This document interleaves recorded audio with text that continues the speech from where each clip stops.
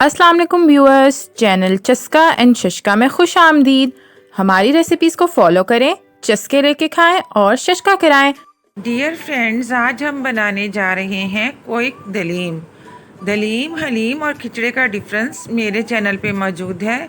इसके अलावा उनकी रेसिपीज़ भी मौजूद हैं। मैं उन सब के लिंक्स डिस्क्रिप्शन में दे दूँगी। दलीम का कुकिंग का टाइम हलीम के मुकाबले में थोड़ा कम है। ये जल्दी तैयार हो जाती है और बहुत ही मज़े की तैयार होती है। आप एक दफ़ा ट्राई करेंगे तो बार बार बनाएंगे इसे। आप इसे बना के ना सिर्फ फ्रेश इंजॉय कर सकते हैं, बल्कि इसको बॉक्सेस में बंद करके आप फ्रीज़ भी कर सकते हैं। फ्रीज़ की भी ज़्यादा मज़े की लगती है बाज़-औक़ात। जब आप उसको डीफ्रॉस्ट करके गरम करते हैं तो वो पहले से भी ज़्यादा लजीज हो जाती है। मैं इस पे एक्स्ट्रा तड़का नहीं लगाती। अगर आपको एक्स्ट्रा तड़का लगाना पसंद है तो आप इस पे एक्स्ट्रा तड़का भी लगा सकते हैं। वो इसके मज़े को मज़ीद दुबाला कर देता है। खाते वक्त आप इस पे चाट मसाला डालें और लीमू, तो आपको अपने स्कूल की याद आ जाएगी। इतनी मज़े की और चटखारेदार जैसी चीज़ें हम स्कूल के ज़माने में खाया करते थे। तो चलिए चलते हैं रेसिपी की तरफ। सबसे पहले तो मैं आपको ये बताती चलूँ कि दलीम बनाते वक्त ना दही डालते हैं, ना लेमन डालते हैं, ना चावल डालते हैं, ना टमाटर डालते हैं, ना ही चाट मसाला, ना ही सिरका और ना ही टाटरी।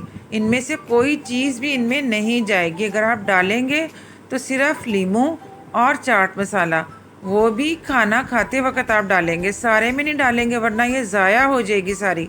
4-5 घंटे के बाद इसका जायका बदल जाना है और अगले दिन अगर आपका दिल चाहेगा को बिल्कुल ख़राब हुई हुई मिलेगी। लिहाजा लीमू और चाट मसाला खाते वक्त डालें। इसके अलावा ये सब दालें ले ली हैं मैंने।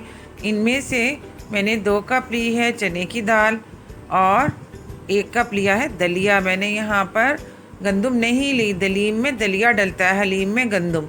इसके अलावा आधा कप मसूर की दाल, आधा कप माश की दाल और आधा ही कप मैंने लिए हैं जौ और आधा कप मूंग की दाल। ये सारी चीज़ें मिलाकर आप देखेंगे कि ये तकरीबन हो गया है 1.25 किलो। ठीक, अब इन सब चीज़ों को आप इकट्ठा डाल लें एक ही जगह पे, एक ही बर्तन में, और इसको कम से कम 6 घंटे के लिए भिगो दें। मैंने इसे धो लिया सबको अच्छी तरह से 3-4 पानियों में, और बहुत सारा पानी डालकर इसको मैंने भिगो के रख दिया। 6 घंटे के बाद एक बड़ा सा बर्तन लें, उसमें डाल लें। खुला बर्तन लेना है ताकि ये आसानी से उसमें पक सके। जिस पानी में मैंने दाल भिगोई थी वो भी मैंने साथ ही डाल दिया है।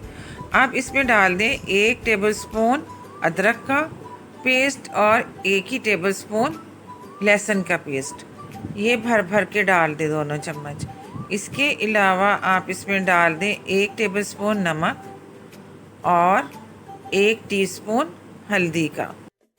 अब अगर आपके पास मुर्गी की यखनी है तो आप वो भी इसमें डाल सकते हैं। मेरे पास मुर्गी की यखनी नहीं है, इसलिए मैंने चिकन क्यूब्स लिए हैं।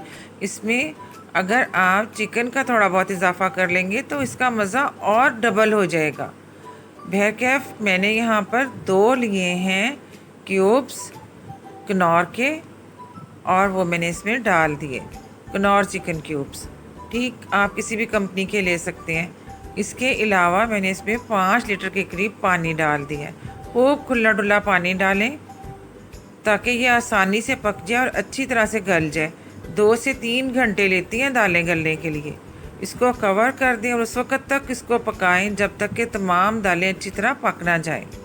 अब मैंने ले लिए 4 तेज़पात, 1.5 टेबलस्पून मैंने ले लिया सूखा धनिया साबुत, आधा पीस मैंने ले लिया जायफल का, 1 फूल से थोड़ा सा ज़्यादा है जावित्री का, और इसके अलावा 5-6 लौंगे हैं, 2 से 3 इंच का टुकड़ा है दालचीनी का, 1 है बादियान का फूल, 6-7 हरी इलायचियाँ हैं, 2 बड़ी काली इलायचियाँ हैं, 1 टीस्पून है सफ़ेद ज़ीरे का, 1 टीस्पून है शाह ज़ीरे का यानी काला ज़ीरा, और 1 ही टीस्पून है काली मिर्चों का। अब ये सारे मसाले को हम ग्राइंडर में डालकर पीस लेंगे। हमारा मसाला तैयार है। इसके अलावा मैंने 2.5 किलो बीफ लिया है, बड़ा गोश्त लिया है। ये डबल है हमारी दालों से। दालें 1.25 किलो थी, ये 2.5 किलो है। अब एक बर्तन गरम करें और उसमें 1 कप ऑयल का डाल दें। आप घी भी यूज़ कर सकते हैं। अब इसमें 4 दरमियाने साइज़ के प्याज सिंपल कटिंग में काट कर डाल दें। इन्हें अच्छी तरह फ्राई करें उस वक़्त तक जब तक कि ये ब्राउन ना हो जाए। इसको बहुत ज़्यादा ब्लैक ब्राउन नहीं करना, बस डार्क ब्राउन करना है, क्योंकि इसने ठंडे होने के बाद भी कलर चेंज करना है। इसको अच्छी तरह से ब्राउन कर लें और इसमें से आधे निकाल लें गार्निशिंग के लिए, और आधे जो है इसके कौरमा तैयार करने में इस्तेमाल हो जाएंगे। अब इसमें बीफ डालें और इसको फ्राई करें। उस वक़्त तक फ्राई करते रहें जब तक कि बीफ का कलर चेंज ना हो जाए। अब जो मसाला तैयार करके रखा था वो ले लें। इसमें से 1 टेबलस्पून निकाल लें शशके के लिए, जो हमने एंड पे डालना है, और अब जो है बाकी का डाल दें चस्के के लिए। वो यहाँ पर हमने डाल दिया। अब इसमें 1 टेबलस्पून भर के डाल दें लहसुन का पेस्ट। लहसुन का पेस्ट डाल दिया। इसके अलावा अब इसमें 1 टेबलस्पून ही भर के डाल दें अदरक का पेस्ट। ये दोनों डाल के अब इसको अच्छी तरह फ्राई करें। इसको खूब मिक्सअप करें, इसकी भुनाई करें, क्योंकि इसकी जितनी भुनाई होनी है यही हो जानी है। बाद में हमने इसकी बहुत थोड़ी सी भुनाई करनी है। इसके बाद इसमें आप डाल दें 1 टेबलस्पून सॉल्ट, यानी कि 1 चम्मच भर के नमक का। 1 टीस्पून डाल दें हल्दी का। 1 टीस्पून डाल दें इसमें कुटी लाल मिर्च का। और अब इसे खूब मिक्सअप करें। जब अच्छी तरह मिक्सअप हो जाए तो एंड पर आपने डालना है 2 टीस्पून सुर्ख मिर्चों का। हम यहाँ ज़्यादा मिर्चें इसलिए डाल रहे हैं कि हमने दाल में नहीं डाली हुई, सारी हमने यहीं डाल लेनी है। तो ये टोटल 3 टीस्पून हो गए, 1 कुटी हुई लाल मिर्चों का और 2 पिसी हुई लाल मिर्चों के। इसको अच्छी तरह से भून लें। मैंने पहले भी बताया कि इसकी ज़्यादा भुनाई यहीं हो जानी है। अब इसमें 3 लीटर पानी के डाल दें। ये मेरा जग 2 लीटर का है, मैंने 1 भर के डाल दिया और 1 आधा डाल दिया, तो ये 3 लीटर पानी के इसमें चले गए। इसको अच्छा सा मिक्स करें और इसके बाद इसको कवर करें और कम से कम 3 घंटे के लिए पकने दें। हमारे इलाके में 3 घंटे में ही गोश्त गलता है, दलीम का या हलीम का। तो 2 घंटे के बाद जब मैंने देखा तो दाल तो गल चुकी है। बाज़ जगहों पर दाल भी देर से गलती है, लेकिन हमारे इलाके में 2 घंटे में गल गई है।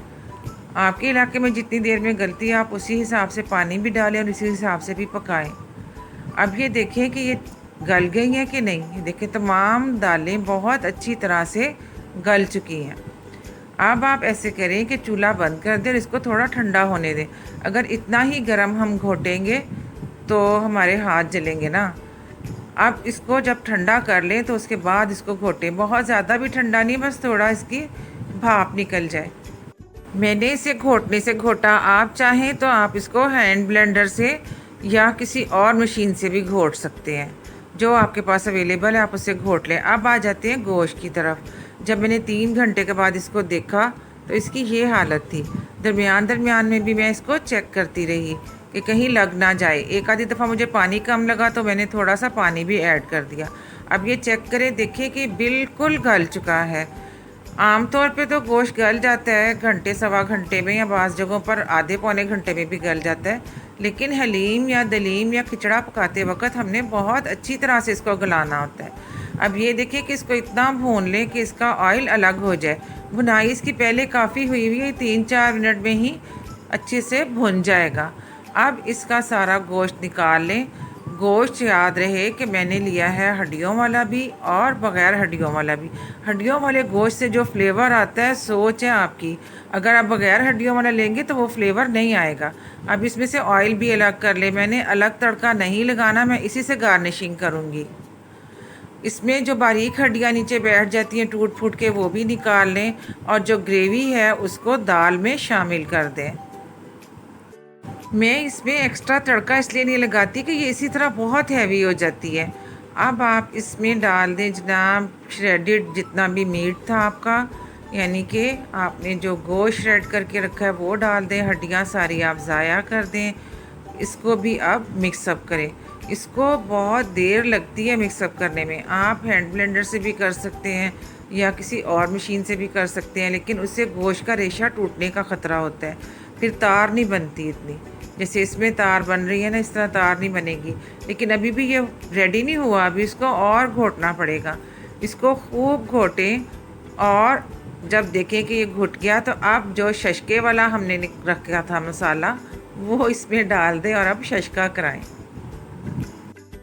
इस मसाले की इतनी मज़े की खुशबू है कि जब से गोश्त पकना शुरू हुआ अब तक इतनी मज़े की खुशबू आती रही है, और अब डालने से तो और ही ज़्यादा मज़ा आ रहा है।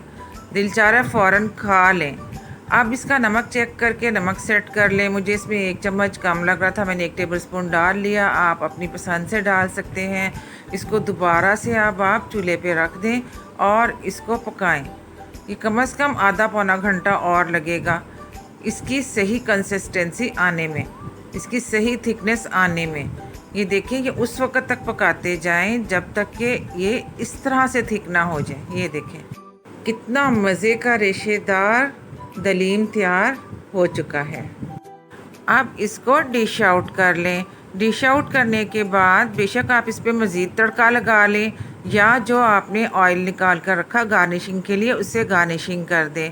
करने के बाद इस पर आप डाल दें हरा धनिया, अदरक जुलियन कट में कटा हुआ, हरी मिर्चें और जो हमने फ्राई की हुई प्याज निकाली थी, ये सारी इस पर डाल दें और डेकोरेट कर लें।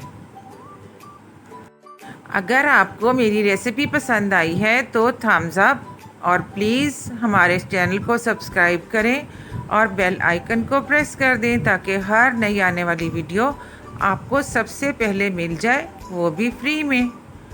इसके अलावा कमेंट्स देना मत भूलें। आपके कमेंट्स हमारी बहुत हौसला अफजाई करते हैं। इंस्टाग्राम पे भी आप हमें फॉलो कर सकते हैं और फेसबुक पे भी आप हमारा पेज लाइक कर सकते हैं।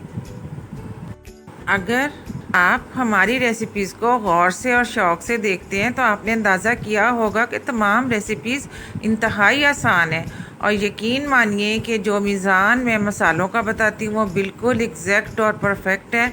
आप इस तरह से बनाएंगे तो इंशाल्लाह बहुत ज़्यादा तारीफ़ें समेटेंगे। इसमें खाते वक्त आप चाट मसाला और नींबू शामिल कर सकते हैं, सारी में मत शामिल करें, ज़ाया हो जाएगी। इसे ज़रूर ट्राई करें और मुझे अपनी दुआओं में याद रखें।